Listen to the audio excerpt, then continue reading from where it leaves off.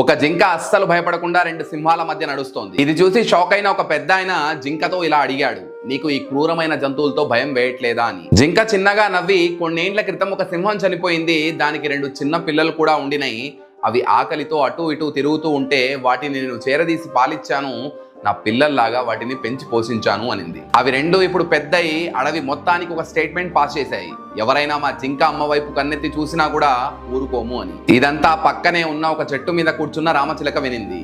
అది మనసులో, నేను కూడా ఇలా ఎవరికైనా హెల్ప్ చేసి ఉంటే జనాలు నన్ను కూడా గౌరవించేవారు అనుకునింది. అప్పుడే దాని చూపు దెబ్బ తగిలి భూమి మీద పడి ఉన్న ఒక పాము మీద పడింది.